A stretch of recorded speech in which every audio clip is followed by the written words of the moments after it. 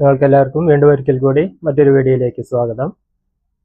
ഇന്ന് ഞാൻ ഇവിടെ കാണിക്കുന്ന ഒരു BLDC ഫാൻ ഫിറ്റ് ചെയ്യുന്നത്, അതിൽ എത്രത്തോളം കറണ്ട് എടുക്കേണ്ടത്, ഒരു നോർമൽ ഫാനും BLDCയും തമ്മിലുള്ള വ്യത്യാസം കൂടെ കാണിക്കാനാണ് ഉദ്ദേശിക്കുന്നത്.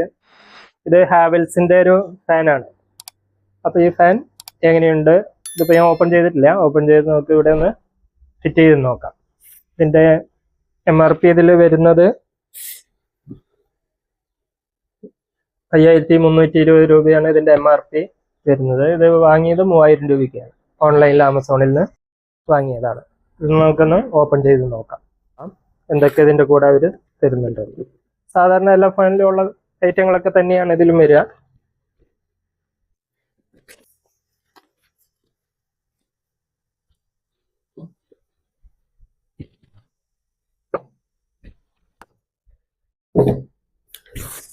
ഇതിൻ്റെ മോട്ടർ കൺട്രോൾ യൂണിറ്റ് ആണ് വരുന്നത്. ഇത് കനോപ്പി ഫിറ്റിംഗ്സ്,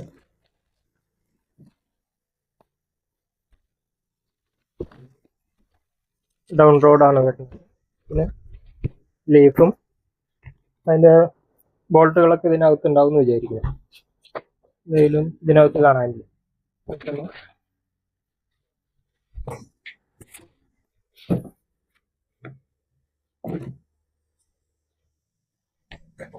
ഇതിലപ്പോൾ ഇവര് പ്രത്യേകം ഇതിൽ കാണിച്ചിട്ടുണ്ട്, ബോക്സിൽ എല്ലാവിടെയും കാണിച്ചിട്ടുണ്ട് ബൈപ്പാസ് റെഗുലേറ്റർ എന്ന് പറയുന്നുണ്ട്. അപ്പോൾ നമ്മുടെ സാധാരണ ഫാൻ ഫിറ്റ് ചെയ്ത ഒരു സ്ഥലത്ത് ഫിറ്റ് ചെയ്യുകയാണെങ്കിൽ അതിന് പഴയ ഫാനിന് റെഗുലേറ്റർ ഉണ്ടാവും. ആ റെഗുലേറ്ററിൻ്റെ ഉള്ളിലുള്ള 2 വയറും ഷോർട്ട് ചെയ്ത് കൊടുക്കണം.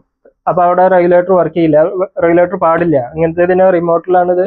ഈ BLDC ഫാനുകളെല്ലാം എല്ലാറ്റിൻ്റെ കൂടെ റിമോട്ട് കാണും. അപ്പോൾ സ്പീഡൊക്കെ കൺട്രോൾ ചെയ്യുന്ന റിമോട്ടിലാണ്. അപ്പോൾ റെഗുലേറ്റർ ഉണ്ടായിരിക്കും, ശരിയായി വർക്ക് ചെയ്യില്ല, ഇതിന് വേണ്ട വോൾട്ടേജ് കിട്ടില്ല.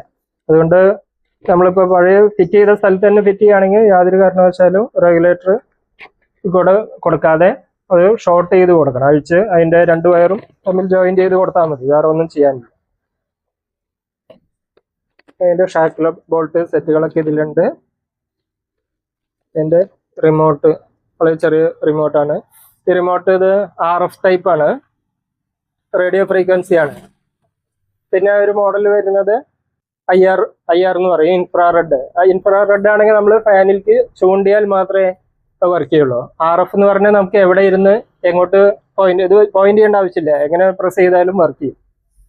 ഇതിന് തമ്മിലുള്ള മറ്റൊരു ഇത് പറഞ്ഞാൽ RF എന്ന് പറഞ്ഞാൽ ഓരോ ഫാനിനും ആ ഒരു റിമോട്ട് മാത്രമേ പറ്റുള്ളൂ. മറ്റൊരു നമ്മുടെ ഒരേ ഫാൻ തന്നെ 2 റൂമിൽ രണ്ടെണ്ണം യൂസ് ചെയ്യുന്നുണ്ടെങ്കിലും നമുക്കത് യൂസ് ചെയ്യാൻ പറ്റും. ഓരോന്നിനും സെപ്പറേറ്റ് വേണം.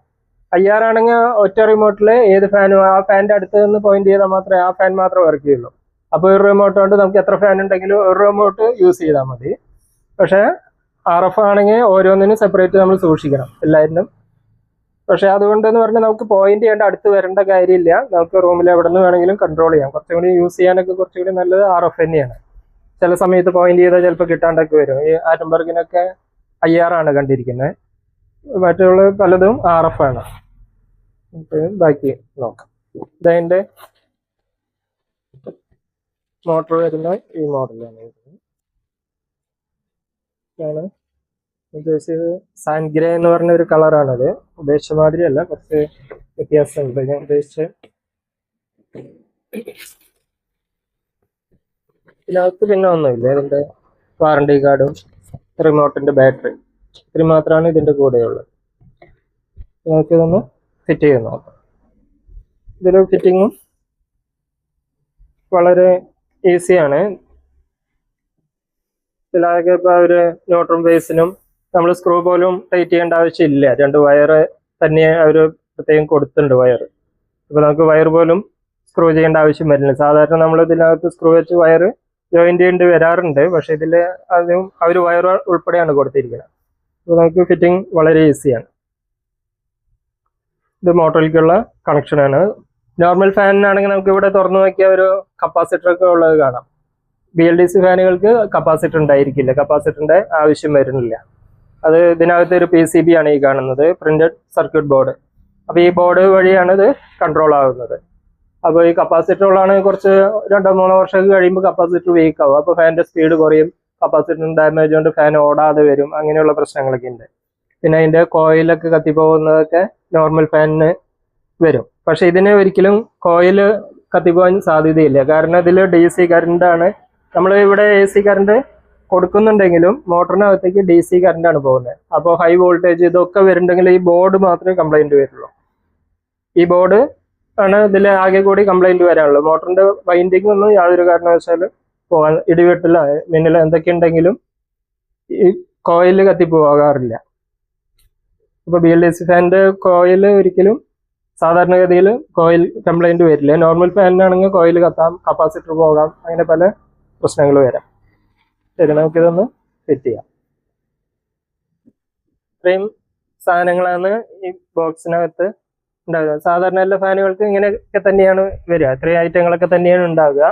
അപ്പോൾ നമുക്കിതിൽ ആദ്യം ഫിറ്റ് ചെയ്യുമ്പോൾ ഇപ്പോൾ ഇതിൽ രണ്ട് കവർ ഇത് വരുന്നുണ്ട്, കനോപ്പി എന്ന് പറയും. ഇത് ഈ പൈപ്പിൽ ഫിറ്റ് ചെയ്യണം. ഇത് അടിയിൽ വരുന്നതും ഇത് മുകളിൽ വരുന്നതാണ്. ഈ ചെറുത് മുകളിലോട്ടും വലുത് ഈ മോട്ടറിൻ്റെ ഈ PCBനെ കവർ ചെയ്യാനുള്ള ഇതാണ് വലുത്. ഇങ്ങനെയാണ് ഇത് വരിക. അപ്പോൾ ഇത് രണ്ടും നമ്മൾ ആദ്യം ഫിറ്റ് ചെയ്യണം. ഇത് കടത്തിയിട്ട് ഇതിനകത്ത് വയർ ഇട്ടിട്ട് വേണം നമ്മളിത് ഫിറ്റ് ചെയ്യാൻ. അപ്പോൾ ഇതിനും രണ്ട് സൈഡ് ഉണ്ട്. ഇതിവിടെ ഒരു കട്ടിങ് ഉള്ള ഒരു സൈഡും ഇവിടെ കട്ടിങ് ഇല്ല. അപ്പോൾ ഈ കട്ടിങ് ഉള്ള സൈഡാണ് നമുക്ക് ഈ മോട്ടറിൻ്റെ അടുത്ത് വരേണ്ടത്. ഇത് മുകളിലോട്ടാണ് വരേണ്ടത്. അപ്പോൾ അത് നോക്കിയിട്ട് വേണം നമ്മൾ എപ്പോഴും ഈ കനോപ്പി ഫിറ്റ് ചെയ്യാനായിട്ട്. അപ്പോൾ ഈ കട്ടിങ് ഉള്ള ഭാഗത്ത് ഇത് വലുതാണ് ഈ അടിയിലേക്ക് വരേണ്ടത്. അപ്പോൾ ഇത് അടിയിലും ഇത് മുകളിലും ഈ രീതിയിൽ ആയിരിക്കണം. അത് നമ്മളെപ്പോഴും ഫിറ്റ് ചെയ്യുമ്പോൾ തിരിഞ്ഞു പോകാതെ നോക്കണം. പൈപ്പ് തിരിച്ച് ഫിറ്റ് ചെയ്യാൻ പാടില്ല. ഇവിടെ ഈ കട്ടിങ് ഉള്ള ഇതിൽ പൈപ്പിൽ ജാം ആവേണ്ടതാണ്. ടൈറ്റ് ചെയ്യുമ്പോൾ ശരിക്ക് ബ്ലോക്ക് ആവണം. അപ്പോൾ ഇത് ഇവിടേക്ക് ഇനി കണക്ഷൻ കൊടുക്കാനുള്ള ഒരു വയറും കൂടെ നമ്മൾ ഇതിൽ നിന്ന് ഒരു വയർ ഈ ലെങ്ത് നോക്കി വയർ കട്ട് ചെയ്തെടുക്കാം ആവശ്യത്തിന്. ഇപ്പോൾ ഏകദേശം എത്ര നീളം മതിയോ ഇത്ര പോകുന്ന 2 പീസ് നമുക്ക് കട്ട് ചെയ്തെടുക്കാം.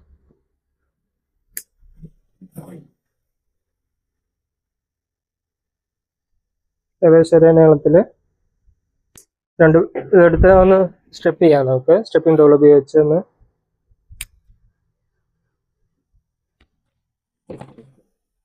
രണ്ട് സൈഡും ഒരു സൈഡ് കുറച്ച് കൂടുതൽ എടുത്താൽ നമുക്ക് അതിനകത്തോടെ കോർത്തെടുക്കാൻ നമുക്ക് സൗകര്യത്തിന് കുറച്ച് നീളം കൂടുതൽ എടുക്കുന്നത് നല്ലതാണ്.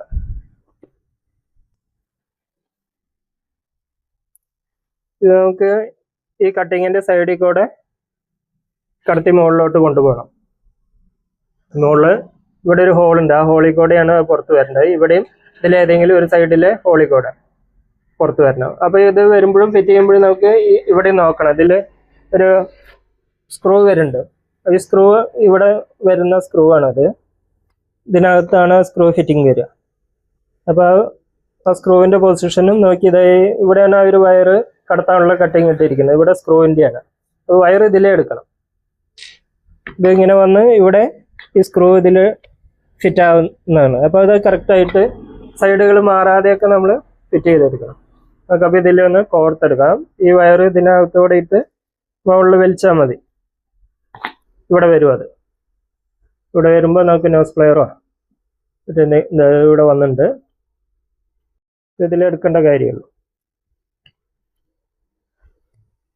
അതിനാണ് കുറച്ച് കൂടുതൽ നീളത്തിൽ അവിടെ സ്റ്റെപ്പ് ചെയ്തെടുത്താൽ നമുക്കിവിടെ ഈസി ആയിട്ട് പുറത്തേക്ക് കിട്ടും. 2 വയറും നമുക്ക് ഇവിടേക്ക് പുറത്ത് കിട്ടിയിട്ടുണ്ട്. ഇതുപോലെ തന്നെ ഫിറ്റ് ചെയ്താലാണ് ഇത് നമുക്ക് ഈ കവറൊക്കെ കറക്റ്റായിട്ട് ഫിറ്റ് ആവുള്ളൂ. അത് നമ്മളത് പൊസിഷൻ മാറിയിട്ട് അത് പിന്നീട് ബുദ്ധിമുട്ടിലേക്ക് വരും. ഇങ്ങനെയാണ് ഇത് തുടങ്ങേണ്ടത്. ഇനി നമുക്കിത് ഇവിടെ ബോൾട്ടുകൾ വെച്ച് ഫിറ്റ് ചെയ്തിട്ട് ബാക്കി നോക്കാം. അതിൻ്റെ കൂടെ നമുക്കിപ്പോൾ ഇതിൻ്റെ റിമോട്ട് വന്നിട്ടുണ്ട്. റിമോട്ടിൽ ഇടാൻ 2 ബാറ്ററി ഉണ്ട്. അപ്പോൾ ആ ബാറ്ററി ഇട്ട് വയ്ക്കാം. നമുക്ക് റിമോട്ട് ഓപ്പൺ ചെയ്യണം. ഇതിൽ ഈ സ്പ്രിങ് ഉള്ള ഭാഗം, ഈ ബാറ്ററിയുടെ ഈ പോയിന്റ് ഉള്ള ഭാഗം പോസിറ്റീവ്, ഫ്ലാറ്റായ ഭാഗം നെഗറ്റീവ് ആണ്. അപ്പോൾ സ്പ്രിങ് ഈ ഫ്ലാറ്റായ ഭാഗത്ത് നെഗറ്റീവിൻ്റെ അവിടെയാണ്. ഇവിടെ മാർക്കിംഗ് ഉണ്ടാവും ബാറ്ററിയിൽ. ഇവിടെ പ്ലസ്, ഇവിടെ മൈനസ് ഉണ്ട്. അപ്പോൾ ഈ മൈനസ് ആണ് എപ്പോഴും സ്പ്രിങ്ങിൻ്റെ ഭാഗത്ത്. എല്ലാ റിമോട്ടിലും അങ്ങനെ തന്നെയാണ് വരിക. ഇങ്ങനെ വെച്ച് നോക്കിയതോ റിമോട്ടിൻ്റെ വർക്ക് കഴിഞ്ഞാൽ അവർ അതിൽ കവർ തന്നിട്ടുണ്ട്. ആ കവറിൽ തന്നെ എടുത്തു വെക്കുന്നതാണ് നല്ലത്. അപ്പോൾ ഇതിൽ ഡാമേജ് ഒക്കെ ഇല്ലാണ്ട് വൃത്തിയായിട്ട് സൂക്ഷിക്കാൻ നമുക്ക് എളുപ്പമാണ്. അവർ തന്ന ഈ കവറിനകത്ത് തന്നെ ഇട്ട് നല്ല വൃത്തിയുള്ള കവർ തന്നെയാണ് അവർ തന്നിരിക്കുന്നത്. ആ ടൈപ്പ് അതേപടി തന്നെ ഒട്ടിച്ച് വെച്ചാൽ മാറ്റേണ്ട ആവശ്യമില്ല.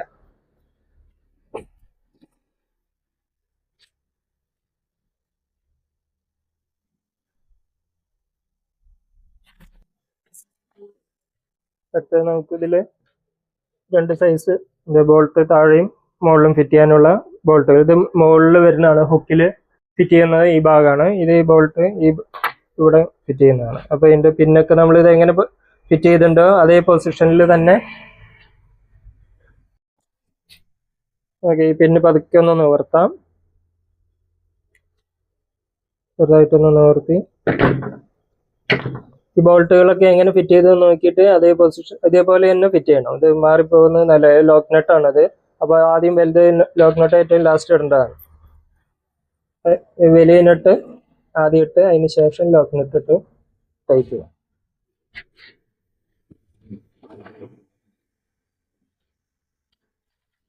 ഇതിനകത്തൂടെ കടത്തിയെടുക്കണം. നല്ലപോലെ കാണുന്നുണ്ടാവുമെന്ന് വിചാരിക്കും. ഇത് വെച്ച് ഈ വാഷർ ഇടുന്നു. പിന്നെ സ്പ്രിങ് വാഷറാണ് ഇത്. സ്പ്രിങ് വാഷർ ഇട്ട് വലിയ നെട്ട് ഇട്ട് ആദ്യം ടൈറ്റ് ചെയ്യാം.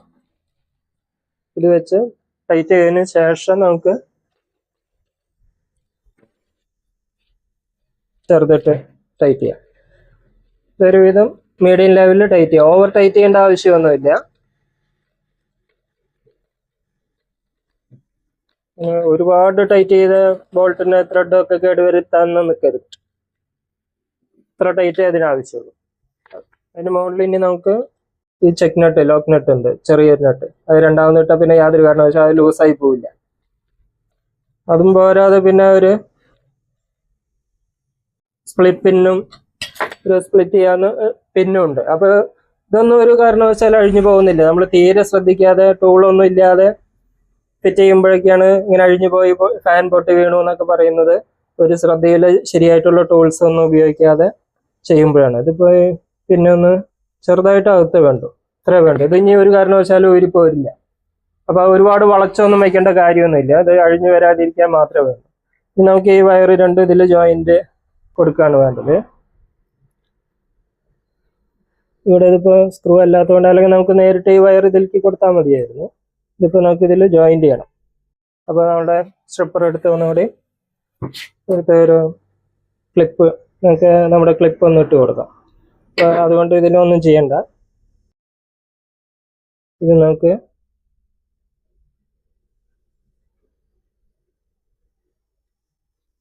നമ്മുടെ ക്വിക്ക് കണക്ടർ ഉണ്ട്, ഇതൊന്ന് പ്രസ് ചെയ്താൽ മതി. സ്ക്രൂ ഇട്ട് മുറുക്കേണ്ട ആവശ്യമില്ല.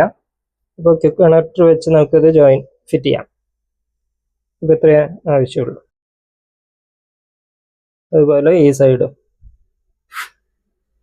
അപ്പോൾ നമുക്കിത് ഫാനൊക്കെ അഴിച്ചെടുക്കുമ്പോഴും ഈസിയാണ്.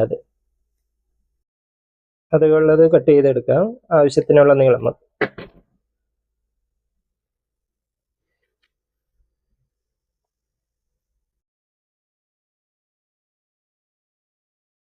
ഇപ്പോൾ ഇൻസുലേറ്റ് ചെയ്യാനൊന്നും ആവശ്യമില്ല. അപ്പോൾ ഇത് എക്സ്ട്രാ ഉള്ള നീളം കുറച്ച് നമുക്ക് മുകളിലോട്ട് തന്നെ എടുക്കാം. ഒരുപാട് നീളം വേണ്ട. ഇപ്പോൾ ഇത്രയും ഇറക്കി കഴിഞ്ഞു. ഇതിൻ്റെ ഫിറ്റിംഗ് എല്ലാം കഴിഞ്ഞു. ഇനി നമുക്കിവിടെ ലീഫ് ഫിറ്റ് ചെയ്യാൻ വേണ്ടു. ഇത്രയും ചെയ്ത് ഇപ്പോൾ വയറും കണക്ഷനും എല്ലാം കഴിഞ്ഞ് ഈ മുകളിൽ ഇനി നമുക്ക് കണക്ഷൻ കൊടുക്കാം. അപ്പോൾ ആദ്യം ലീഫ് ഫിറ്റ് ചെയ്തിട്ട് ഇനി മുകളിൽ ഫിറ്റ് ചെയ്യാം.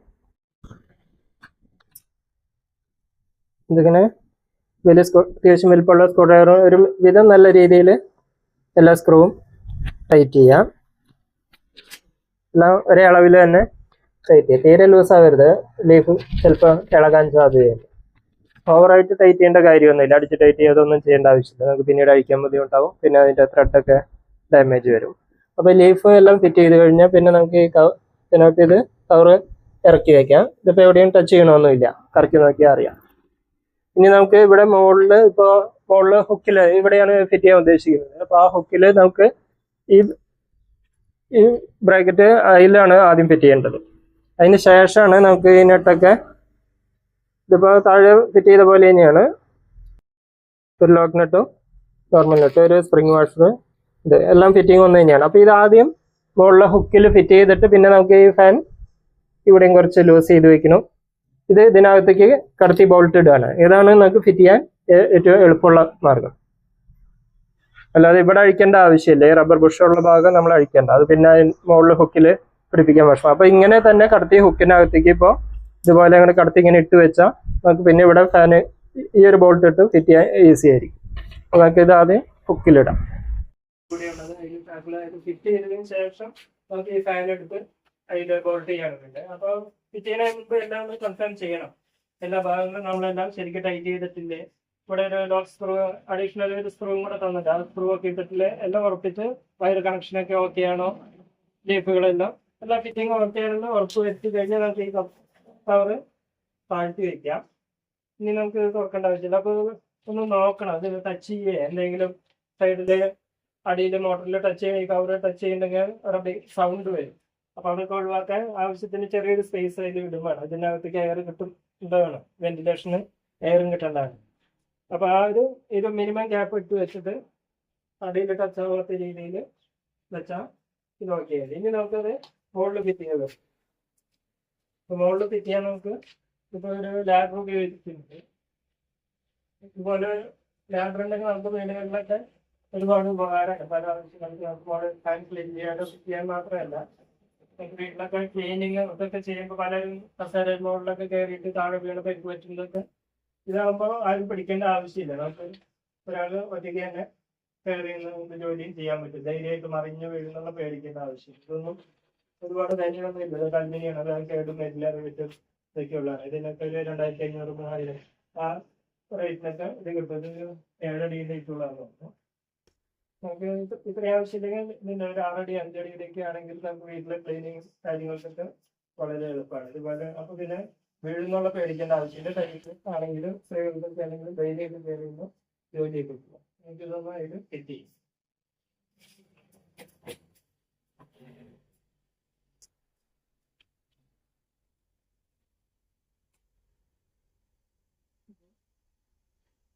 ബോള് കട്ട് ചെയ്ത് ഇങ്ങോട്ട് കട്ട് ചെയ്താൽ നമുക്ക് ആ ബോൾട്ട് അങ്ങിട്ട് പിന്നെ കൈവിടാം. അപ്പോൾ ഇതാകുമ്പോൾ ഫിറ്റിംഗ് വളരെ എളുപ്പമാണ്. ഇത്രയേ ഉള്ളൂ. ഇങ്ങനത്തെ നമുക്ക് ഇനിയിപ്പോൾ കഴിഞ്ഞ് നമ്മുടെ സൗകര്യം പോലെ നമുക്ക് നട്ടും ബോൾട്ടൊക്കെ ഫിറ്റ് ചെയ്യാൻ പറ്റും.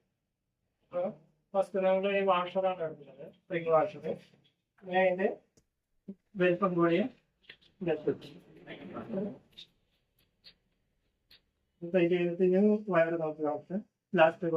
നമ്മള് ഫാനെല്ലാം ഫിറ്റ് ചെയ്തിട്ടുണ്ട്.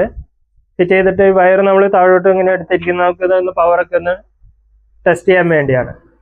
അപ്പോൾ അതിന് വേണ്ടി നമുക്ക് ഇവിടെ നമ്മുടെ പവർ മീറ്റർ ഉണ്ട്, പവർ മീറ്ററിലേക്ക് കണക്ട് ചെയ്യാം. അപ്പോൾ വയറൊന്ന് സ്ട്രിപ്പ് ചെയ്ത് ഒരു പ്ലഗ് ഇവിടെ ഫിറ്റ് ചെയ്ത് പ്ലഗിലേക്ക് ഇവിടെ താഴോട്ട് കൊടുക്കാം.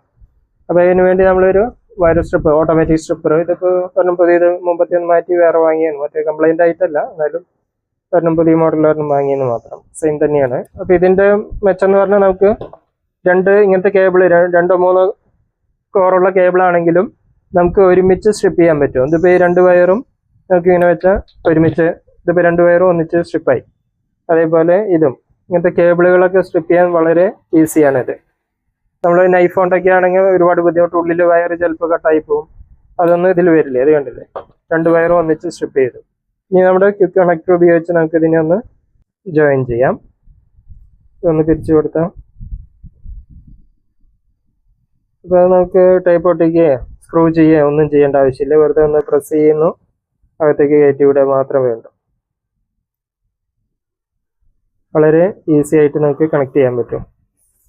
ഇപ്പോൾ നമ്മൾ ഫാൻ ഫിറ്റ് ചെയ്തപ്പോൾ ഇതിലൊരു ചെറിയൊരു ഇൻസുലേഷൻ ടൈപ്പ് ഒരു അടയാളത്തിനായിട്ട് ഇത് വെച്ച് നമ്മൾ സ്പീഡും കൂടെ ഒന്ന് ചെക്ക് ചെയ്യാനാണ്, എത്ര സ്പീഡിലാണ് കറങ്ങണേന്ന് നമ്മുടെ ഒരു മീറ്റർ. അപ്പോൾ അതിൻ്റെ ഐഡന്റിഫൈ ചെയ്യാനായിട്ട് എന്തെങ്കിലും ഒരു മാർക്കിംഗ് ഉണ്ടെങ്കിലാണ് നമ്മുടെ മീറ്ററിനെ ടെസ്റ്റ് ചെയ്യാൻ ഇത് ഐഡന്റിഫൈ ചെയ്യാൻ പറ്റുള്ളൂ, കറക്റ്റ് എത്ര റൊട്ടേഷൻ ആയിരുന്നു. അപ്പോൾ അതിന് വേണ്ടി ഒരു വൈറ്റ് ഇൻസുലേഷൻ ടൈപ്പിന്റെ ഒരു പീസാണ് ഒട്ടിച്ച് വെച്ചിരിക്കുന്നത്. ഇത് യൂണിറ്റി എന്ന് പറഞ്ഞ ബ്രാൻഡിന്റെ ഒരു ടാക്കോമീറ്റർ ആണ്. ടാക്കോമീറ്റർ എന്ന് പറഞ്ഞാൽ സ്പീഡ് RPM എത്രയുണ്ടെന്ന് മോട്ടോറുകളുടെയോ കറങ്ങുന്ന എന്തിൻ്റെയും RPM. ഇത് നോൺ ടച്ചിങ് ആണ്, നമുക്ക് ടച്ച് ചെയ്യേണ്ട ആവശ്യമില്ല. നോൺ കോണ്ടാക്ട് ടൈപ്പ് ടാക്കോമീറ്റർ എന്ന് പറയും. ഇത് ഞാൻ ഒരു 6-7 വർഷമായി വാങ്ങിയിട്ട്. ഇതിന് ഏകദേശം ഒരു 1600 രൂപ വില വരുന്നതാണിത്. ഇതിപ്പോ നമുക്ക് ഇവിടെ നിന്ന് ഇങ്ങനെ നമ്മൾ കറങ്ങുമ്പോൾ റൊട്ടേഷൻ എത്രയുണ്ടെന്ന് അത് കാണിക്കും. നമുക്ക് ഒന്ന് ഓൺ ചെയ്ത് നോക്കാം. നമ്മൾ അതുപോലെ കൗണ്ട് ചെയ്യണമെങ്കിലും നമുക്ക് ഇതിൽ മോഡ് ഉണ്ട്. ഇതിപ്പോ നമുക്ക് ഇങ്ങനെ കൗണ്ട് ഇതിപ്പോ എടുത്ത മിനിമം മാക്സിമം എത്ര റെഗുലേഷൻ ആയി എന്നുള്ളതൊക്കെ ഇതിൽ തന്നെ നമുക്ക് നോക്കിയാൽ മനസ്സിലാവും. അപ്പോൾ ഈ ലേസർ ലൈറ്റിനെ നമുക്ക് ഓൺ ചെയ്തിട്ട് ഓഫ് ചെയ്തിട്ട് എല്ലാം ഉപയോഗിക്കാൻ പറ്റും. പിന്നെ അത് റീഡിങ് ഹോൾഡ് ചെയ്യാൻ ഒരു ബട്ടൺ ഉണ്ട്, പവർ ഓൺ ഓഫ്. ഇതിനകത്ത് 3 ബാറ്ററിയാണ്, AAA 3 സെല്ലാണ് നമ്മൾ ഉപയോഗിക്കുന്നത്. RPM, പിന്നെ അതുപോലെ തന്നെ നമുക്ക് എത്ര കൗണ്ട് ചെയ്യാൻ പറ്റും ഇതിൽ. നമുക്ക് എത്ര കൗണ്ടാണ്, ഇതിപ്പോൾ കൗണ്ടാണ്. നമ്മളിപ്പോൾ ഓരോ പ്രാവശ്യം മൂവ് ചെയ്യുമ്പോഴും കൗണ്ടിങ് മാറുന്ന കാണാം. അപ്പോൾ എണ്ണ എടുക്കണമെങ്കിൽ എന്തിൻ്റെയെങ്കിലും മൂവ് ചെയ്യണതിൻ്റെ എണ്ണം നമുക്ക് കൗണ്ട് ചെയ്യണമെങ്കിൽ തെറ്റാതെ എണ്ണ എടുക്കണമെങ്കിൽ വളരെ ഈസി ആയിട്ട് പറ്റും കൗണ്ടിങ്. ഇതിപ്പോൾ കണ്ടില്ലേ, ഓരോ പ്രാവശ്യം മൂവ് ചെയ്യുമ്പോഴും എത്ര കൗണ്ടായി എന്നുള്ളത് നമുക്ക് എണ്ണ എടുക്കണമെങ്കിൽ വളരെ ഈസി ആയിട്ട് സാധിക്കും. അതാണ് ഈ മോഡ് ബട്ടൺ. ഇതിപ്പോൾ റീസെറ്റ് ചെയ്യാനും ഇതാണ്. ഇതിപ്പോൾ RPM തന്നെയാണ്, ഇത് കറങ്ങുന്ന ഇത് തന്നെയാണ്. അപ്പോൾ നമുക്ക് ഈ ഫാനിൻ്റെ RPM, ഫാനൊന്ന് ഓൺ ചെയ്ത് നോക്കാം.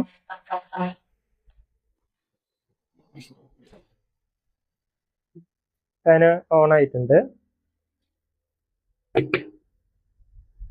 അതുപോലെ നമ്മുടെ ഇതിൻ്റെ റിമോട്ടിനകത്ത് 5 സ്പീഡ് ഒരു പവർ ഓൺ ഓഫ് ഉണ്ട്, ഒരു സ്വിച്ച്. ഇതിപ്പോൾ പോയിന്റ് ചെയ്യണ്ട, പറഞ്ഞു RF ആണ്. അപ്പോൾ എങ്ങോട്ട് പറഞ്ഞു ആക്കിയാലും ഇതിപ്പോൾ ഓഫായി കഴിഞ്ഞു. ഇപ്പോൾ ഫാൻ ഓഫാണ്, നമ്മൾ പോയിന്റ് ചെയ്യേണ്ട ആവശ്യമില്ല. അതേപോലെ ഇത് തന്നെ വീണ്ടും അമർത്തിയ ഓണായി. അപ്പോൾ അതിനകത്ത് 5 സ്പീഡാണ് വരുന്നത്. 1 2 3 4 5 5 സ്പീഡ് വരുന്നുണ്ട്. പിന്നെ ഒരു റിവേഴ്സ് മോഡ് വരുന്നുണ്ട്. ഇപ്പോഴത്തെ പല ഫാനുകൾക്ക് ഇപ്പോൾ റിവേഴ്സ് മോഡ് വരുന്നുണ്ട്. വലിയ ആവശ്യമുള്ളതല്ല, എന്തെങ്കിലും ഒരു പ്രത്യേകതയ്ക്ക് വേണ്ടി. പിന്നെ ടൈമർ ഇതിനകത്ത് 2 മണിക്കൂർ, 4 മണിക്കൂർ, 6 മണിക്കൂർ, 8 മണിക്കൂർ ഓരോ പ്രാവശ്യം അമർത്തുമ്പോഴും ടൈമർ വർക്ക് ചെയ്യും. ഇതിപ്പോൾ 2 മണിക്കൂറിൻ്റെ ടൈമർ ഓൺ ആയിട്ടുണ്ട്. വീണ്ടും അമർത്തുമ്പോൾ ഇപ്പോൾ 4 മണിക്കൂർ. അപ്പോൾ 4 മണിക്കൂർ കഴിയുമ്പോൾ തന്നെ ഓഫ്, ഓട്ടോമാറ്റിക് ഓഫ്. 6 മണിക്കൂർ, 8 മണിക്കൂർ, അതിൽ ഇൻഡിക്കേറ്റർ ലൈറ്റൊക്കെ ഉണ്ട്, അതിൽ നമുക്ക് ഡൗട്ട് വരാണ്ടിരിക്കും. പിന്നെ അമർത്തി അത് ടൈമർ ഓഫാണ്. അപ്പോൾ ഇങ്ങനെയുള്ള ഫംഗ്ഷനുകളൊക്കെയാണ് ഈ റിമോട്ടിൽ വരുന്നത്.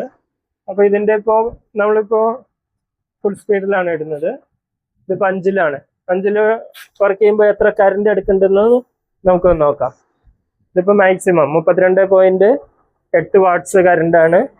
32 33 ആ റേഞ്ചിലാണ് ഇപ്പോൾ ഇതിൽ കറണ്ട് എടുക്കുന്നത്. അത് നമ്മളിപ്പോൾ ഇതിപ്പോൾ 5ലാണ്. അത് നമുക്കൊന്ന് 4ലേക്ക് ആക്കി നോക്കാം. ഇപ്പോൾ 4ലേക്ക് ആക്കിയപ്പോൾ അത് 22 വാട്ട്സിലേക്ക് വന്നു. നമ്മൾ സ്പീഡ് ഇടുന്നതിനനുസരിച്ച് കറണ്ടിൻ്റെ ഉപയോഗം എല്ലാ ഫാനുകൾക്കും, ഇപ്പോൾ BLDC മാത്രമല്ല, നോർമൽ ഫാൻ ആയാലും ഫുൾ സ്പീഡിൽ നമ്മൾ പലരും ഫുൾ സ്പീഡിലിട്ട് തന്നെയാണ് ഓടിക്കുക. അപ്പോൾ അങ്ങനെ ആകുമ്പോൾ കറണ്ട് ഭയങ്കരമായിട്ട് കൂടുതൽ, കറണ്ട് ബില്ല് കൂടാൻ ഒരു കാരണം അതാണ്. 5ലും 4ലും ഇപ്പോൾ 10 വാട്ട്സിൻ്റെ വ്യത്യാസം വന്നു, ഭയങ്കരമായിട്ട് ഉള്ള വ്യത്യാസം വന്നു. അത് കഴിഞ്ഞിപ്പോൾ 3ലേക്ക് ഇട്ട് നോക്കാം. ഇപ്പോൾ തേർഡാണ് ഇപ്പോൾ സ്പീഡ്. തേർഡിലായിപ്പോൾ അത് 13 വാട്ട്സ്, 13.6, 13.5 വാട്ട്സ് ഇപ്പോൾ കറണ്ട് എടുക്കുന്നുള്ളൂ. അപ്പോൾ നമ്മൾ സ്പീഡ് ആവശ്യത്തിനുള്ള സ്പീഡ് ഇട്ട് ഉപയോഗിക്കുകയാണ് നല്ലത്. ഓവർ സ്പീഡിലിട്ട് ഉപയോഗിച്ച് അങ്ങനെ ശീലിക്കുന്നതിനേക്കാളും കറണ്ട് ബില്ല് ഇപ്പോൾ നേർപകുതിയായി. അപ്പോൾ 3ലിടുന്നതും 5ലിടുന്നതും തമ്മിൽ ഇരട്ടിയുടെ മാറ്റം വരും. അത് കഴിഞ്ഞപ്പോൾ 2ലാക്കി. 2ലാക്കിയപ്പോൾ അത് 8.5 ആയി. അത് പറഞ്ഞ് 8.3 വാട്ട്സ് കറണ്ട് ഇപ്പോൾ എടുക്കുന്നുള്ളൂ. ഇനി നമുക്കൊന്ന് 1ൽ നോക്കാം.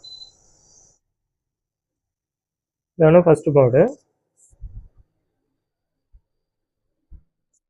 1ൽ 5.2 വാട്ട്സ് കറണ്ട്, 5.1 വാട്ട്സ് കറണ്ട് 1ലെടുക്കുന്നുള്ളൂ.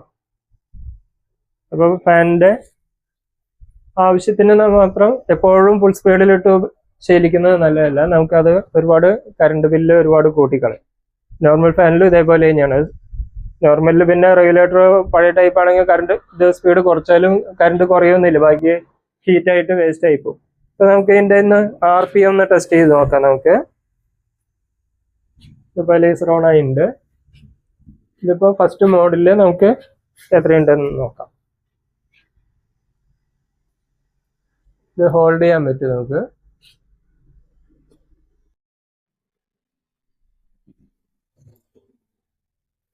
ഇത് 167 RPM ഇപ്പോൾ ഫാൻ കറങ്ങുന്നത്. ഇതിപ്പോൾ കണ്ടത് ഇനി നമുക്ക് അതിൻ്റെ ഒന്ന് ഹോൾഡർ എടുത്തിട്ട് ഇപ്പോൾ ഇവിടുന്ന് ഇപ്പോൾ 3ലേക്കാണ് മാറ്റുന്നത്. ഇതിപ്പോൾ 244 RPM ആണ് തേർഡിൽ. ഞങ്ങൾക്കൊന്ന് ഫുൾ സ്പീഡ് ഒന്ന് നോക്കാം. ഇതിപ്പോൾ 5 ഹോൾഡ് ചെയ്തിരിക്കുകയാണ്. 341 RPM ആണ് ഇതിൻ്റെ മാക്സിമം സ്പീഡ്. 341 ഹോൾഡ് ചെയ്തിട്ടുണ്ട്. 349 RPM-ലാണ്. ഇതാണ് അതിൻ്റെ ഫുൾ സ്പീഡ്. ഇതിപ്പോൾ സ്റ്റാൻഡ് ബൈ മോഡിൽ നിൽക്കുകയാണ്. ഇപ്പോൾ നമ്മൾ റിമോട്ടിലും സ്റ്റാൻഡ് ബൈ എന്ന് പറയുമ്പോൾ റിമോട്ടിൽ മാത്രം ഓഫ് ചെയ്യണം, പ്ലഗ് ഓഫ് ചെയ്യാതെ നിർത്തിയിരിക്കുകയാണ്, ഓഫ് ചെയ്ത് വെച്ചിരിക്കുകയാണ്. അപ്പോഴും നമ്മൾ നോക്കിയാൽ 1 വാട്ട്സ് കറണ്ട് എടുക്കുന്നുണ്ട്. അപ്പോൾ നമ്മൾ ഫാനൊക്കെ വെറുതെ റിമോട്ടിൽ മാത്രം ഓഫ് ചെയ്തിട്ട് പോകുമ്പോൾ ശ്രദ്ധിക്കണം. കറണ്ട് എപ്പോഴും ചെറിയ രീതിയിൽ 1 വാട്ട്സ് കറണ്ട് എപ്പോഴും ഒരു 0 ബൾബ്, ഇപ്പോൾ LED 0 ബൾബൊക്കെ പറഞ്ഞാൽ 1/2 വാട്ട്സ് കറണ്ടാണ് എടുക്കുന്നത്. അപ്പോൾ 2 0 ബൾബ് കത്തുന്ന LED 0 ബൾബ് 2 കത്തുന്ന അത്രയും കറണ്ട് ഈ ഫാൻ, നമ്മൾ ഈ ഫാനുകളൊക്കെ വെറുതെ റിമോട്ടിൽ മാത്രം ഓഫ് മാത്രം അമർത്തി വെച്ച് പോകരുത്. അതിൻ്റെ ഒപ്പം നമ്മൾ പ്ലഗും കൂടെ ഓഫ് ചെയ്യണം. പിന്നെ അതുപോലെ തന്നെ ഇതിനൊരു റിവേഴ്സ് മോഡ് ഉണ്ടെന്ന് പറഞ്ഞു. നമുക്ക് ഫാൻ ഒന്ന് ഓൺ ചെയ്യാം. ഇപ്പോൾ ഫാൻ ഓൺ ആക്കിയാൽ ഫുൾ സ്പീഡിൽ, ഏത് സ്പീഡിൽ പറഞ്ഞാലോ റിവേഴ്സിലാണെങ്കിൽ നമുക്ക് സ്പീഡ് ചേഞ്ച് ചെയ്യാൻ പറ്റില്ല. ഒരു മീഡിയം. ഇതിപ്പോൾ ഫുൾ സ്പീഡ്. ഫുള്ളിൽ നമ്മൾ ഇപ്പോൾ കറണ്ട് എടുക്കുന്നത് നമ്മൾ നേരത്തെ നോക്കിയിട്ടുണ്ടായിരുന്നു. മാക്സിമം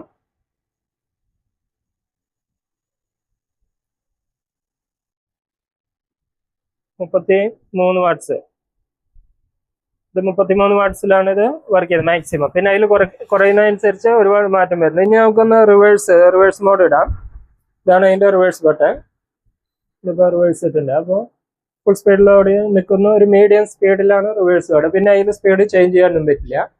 ഇതൊരു ആവശ്യമുള്ള കാര്യമൊന്നുമല്ല. ഇപ്പോൾ എന്തെങ്കിലും ഒരു പ്രത്യേകത വേണമല്ലോ എന്ന് വിചാരിച്ചപ്പോൾ എല്ലാ കമ്പനിക്കാരും ചെയ്യുമ്പോൾ ഇവരും ചെയ്യണം. ഇപ്പോൾ ആൾക്കാർ പലരും ഇനിയിപ്പോൾ റിവേഴ്സ് ഇല്ലാത്തതിൻ്റെ പേരിൽ വാങ്ങാതെ ഇരിക്കേണ്ട എന്ന് കരുതി, അല്ലാണ്ട് ഇപ്പോൾ ഒരു ഉപയോഗമുള്ള ഇപ്പോൾ വർഷകാലത്ത് ഇടാനാണ് പറയുന്നത് റിവേഴ്സ്. അതുകൊണ്ട് ഇപ്പോൾ കറണ്ട് വേസ്റ്റ് ചെയ്യാന്നല്ലാണ്ട് പ്രത്യേകിച്ച് ഗുണമൊന്നും നമുക്ക് ഉണ്ടാകുന്നില്ല. അപ്പോൾ റിവേഴ്സിൽ ഓടുമ്പോൾ നമുക്ക് കറണ്ട്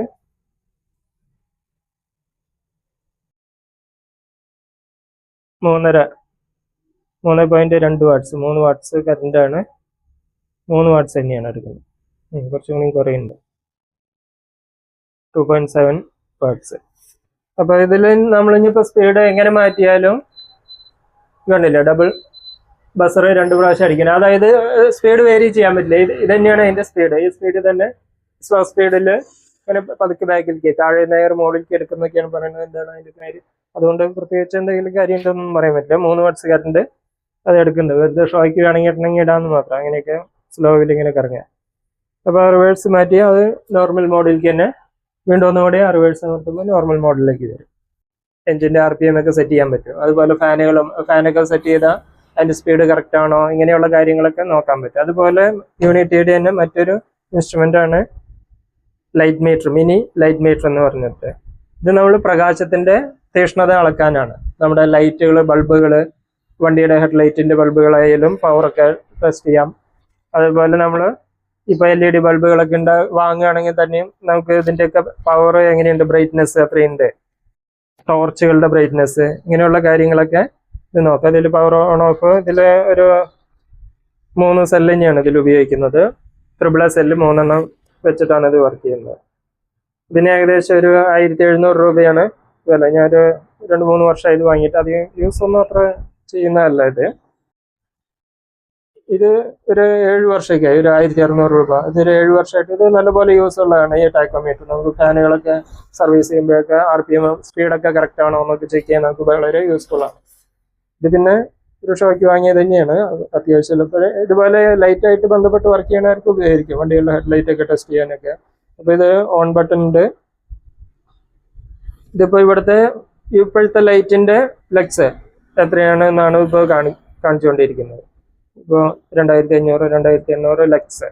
അപ്പോൾ അതിൽ തന്നെ ഒരു ഫുഡ് ക്യാൻഡിൽ എന്ന് പറഞ്ഞ് ഒരു യൂണിറ്റും കൂടി ഉണ്ട്. അങ്ങനെ 2 യൂണിറ്റാണ് ഇതിലുള്ളത്. ലക്സ് ആണ് നമ്മൾ സാധാരണ ബൾബിലൊക്കെ കാണാം. ലക്സ്, ലൂമിൻസ് എന്നൊക്കെ പറഞ്ഞ് ഇൻറ്റൻസിറ്റി കാണിക്കും പവറിൻ്റെ. അപ്പോൾ ലക്സിൽ ഇത് കാണിക്കുക. അപ്പോൾ ഇതിപ്പോൾ നോർമൽ ബ്രൈറ്റ്നെസ് അത്രയുണ്ട് വെയിലിന്റെ. ഇപ്പോൾ ഇവിടുത്തെ ലൈറ്റാണ് ഈ കാണിക്കുന്നത്. ഇപ്പൊ നമുക്ക് ഇപ്പൊ ഒരു എമർജൻസി ലാമ്പ് ഇപ്പോൾ ഓൺ ആക്കിയ ഇതിന്റെ പവർ ഇപ്പോൾ ഇവിടെ കാണിക്കുന്നുണ്ട്. ഇതിപ്പോ 3500 ലക്സ്. ഇത് അതിനോട് ചേർത്ത് വെച്ച 3500 അത് ഫുൾ ബ്രൈറ്റിൽ ഇടുമ്പോൾ അത് മാറി 1100 ഇൻറ്റു 10 എന്ന്. ഇതിപ്പോ ലിമിറ്റിൽ വിട്ട് കൂടുമ്പോൾ ഇവിടെ ഇൻറ്റു 10 അല്ലെങ്കിൽ ഇൻറ്റു 100. ഇതിപ്പോ ഇൻറ്റു 10 ആണ് കാണിക്കുന്നത്. 1340 ഇൻറ്റു 10 എന്ന് പറയുമ്പോൾ 13000. ഇത് യൂണിറ്റ് ഇതിൽ നിൽക്കാത്തത് കൊണ്ടാണ്, അതിന്റെ ഡെസിമൽ നിൽക്കാത്തത് കൊണ്ടാണ് അത് ഇൻറ്റു 10. ഇനി ഇതിലും കൂടെ ഇൻറ്റു 100 എന്ന് കാണിക്കും. അതേപോലെ ഇപ്പൊ നമുക്ക് ഈ ടോർച്ചിന്റെ ബ്രൈറ്റ്നെസ് ഒന്ന് നോക്കാം. ഇപ്പൊ ടോർച്ച് അടിക്കുന്നുണ്ട്.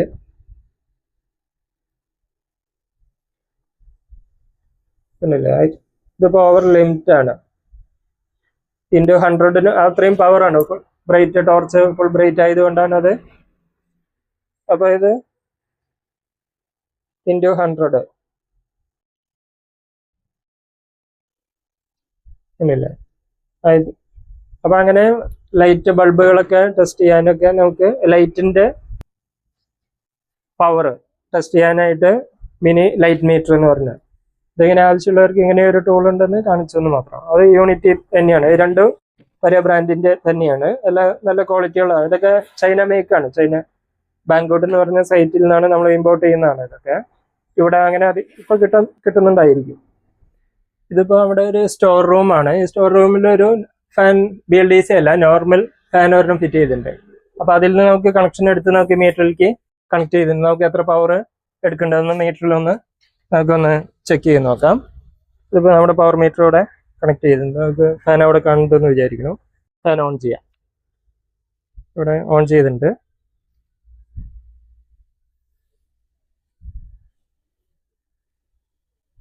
അതിന്റെ വ്യത്യാസം നിങ്ങൾക്ക് എത്രത്തോളം ഉണ്ടെന്ന് മനസ്സിലായെന്ന് തോന്നുന്നു. ഇതിപ്പോ 101.5 101 100 വാട്ട്സിൽ കൂടുതൽ തന്നെയാണ് എടുക്കുന്നത്. 100 വാട്ട്സ് കുറയുന്നില്ല ഒട്ടും. ഫുൾ സ്പീഡിൽ 100 വാട്ട്സ് കറണ്ട് എടുക്കുന്നു. നോർമൽ ഫാൻ, നോൺ BLDC അല്ലാത്തൊരു ഫാൻ 99.9 100 വാട്ട്സ്. മറ്റേത് നമ്മൾ നോക്കിയായിരുന്നു 32 33 വാട്ട്സ് എടുക്കുന്നുള്ളൂ. അപ്പൊ 3-1 കറണ്ട് നമുക്ക് വ്യത്യാസം വരുന്നുണ്ട്. ഈ ഒരു BLDC ഫാൻ നമ്മുടെ വീട്ടിൽ വെക്കണോന്റെ വ്യത്യാസം മനസ്സിലായിണ്ടാവുമെന്ന് വിചാരിക്കണു. നമുക്ക് സാധാരണ ഈ ഒരു ഫാൻ എടുക്കുന്ന ഈ ഒരു കറണ്ടിൽ നമുക്ക് വീട്ടിൽ 3 BLDC ഫാൻ ഓടിക്കാൻ പറ്റും. 3-1 കറണ്ടില്. ഇപ്പൊ ഇതിപ്പോ ഇത്തിരി പഴയ ഇതാണ്. ഇപ്പൊ പുതിയതാണെങ്കിൽ 70 വാട്ട്സ് ഒക്കെ എടുക്കും. 50-70 വാട്ട്സ് ഒക്കെ ഇപ്പോഴത്തെ ഫാനുകളെല്ലാം നോർമൽ ഫാനുകളെല്ലാം എടുക്കണ്ടേ. ഇത് ഈ ഫാൻ എടുക്കുന്നത് 99 വാട്ട്സ് എടുക്കുന്നുണ്ട്. അപ്പം ശരിക്കും 3 ഇരട്ടി, ഒരു BLDCയുടെ 3 ഇരട്ടി കറണ്ടാണ് ഇത് എടുക്കുന്നത്. അപ്പൊ കറണ്ട് ബില്ലിലും അതുപോലെ അപ്പൊ ഒരു 2-3 ഫാൻ നമ്മുടെ വീട്ടിൽ സാധാരണ ഫാൻ ഓടുന്ന സ്ഥാനത്ത് വീട്ടിലുണ്ടെങ്കിൽ ആ 3 ഫാൻ ഇപ്പൊ കേട് വരുമ്പോൾ മാറ്റാമെന്ന് വിചാരിക്കാതെ ഇപ്പൊ തന്നെ മാറ്റിയാലും നമുക്ക് ആ 3 BLDC ഓടിക്കാം. ആ ഒരു ഫാൻ വീട്ടിൽ ഓരോ ഫാനിന്റെ കറണ്ടില്ല. അപ്പൊ എത്രത്തോളം കറണ്ട് ബില്ലിൽ വ്യത്യാസം വരുന്നുണ്ടെന്ന് അത് കണക്ക് കൂട്ടിയാൽ മനസ്സിലാവും. അപ്പൊ നമ്മൾ ഫാൻ വാങ്ങുമ്പോൾ ഇതിന് വില കൂടുതലല്ലേ. നോർമൽ ഫാൻ ഒരു 1500 രൂപയ്ക്കൊക്കെ വാങ്ങാൻ കിട്ടും. പക്ഷെ ഇതൊരു 2000 തൊട്ട് ഇപ്പൊ കിട്ടാൻ തുടങ്ങിയിട്ടുണ്ട്. 2000 3000. ഞാൻ ഇപ്പൊ ഈ വാങ്ങിയത് ഒരു 3000 രൂപയായിട്ടുണ്ട്. എന്നാലും കറണ്ട് ബില്ലിൽ നമുക്ക് ദീർഘനാൾ ഉപയോഗിക്കുമ്പോൾ ഒരുപാട് വ്യത്യാസമുണ്ട്. അത് നിങ്ങൾക്കിപ്പോൾ വ്യക്തമായി മനസ്സിലായെന്ന് തോന്നണം. ഇത്രയും വ്യത്യാസമാണ് കറണ്ട് ബില്ല്. അപ്പോൾ യൂണിറ്റിൽ ഒരുപാട് മാറ്റം വരും. നമ്മൾ ഫാനൊക്കെ പറഞ്ഞാൽ രാത്രിയും പകലും എന്തായാലും മുടങ്ങാണ്ട് നൈറ്റ് ഫുള്ള് എന്തായാലും ഓടുന്നതാണ് നേരം വെളുക്കോളം. അപ്പോൾ കൂടുതൽ 5-6 മണിക്കൂർ 8 മണിക്കൂറൊക്കെ ഫാൻ ഒരു ഫാൻ ഓരോ ഫാൻ ഓടും. അപ്പോൾ കൂടുതലുണ്ടെങ്കിൽ നമ്മൾ എത്ര വ്യത്യാസം ഉണ്ടെന്ന് കണക്കൂട്ടിയാൽ മനസ്സിലാവും. അപ്പോൾ ഇതാണ് ഇന്നത്തെ ഈ വീഡിയോ കൊണ്ട് ഉദ്ദേശിച്ചത്. വീഡിയോ കണ്ട നിങ്ങൾക്ക് എല്ലാവർക്കും നന്ദി. Thank you.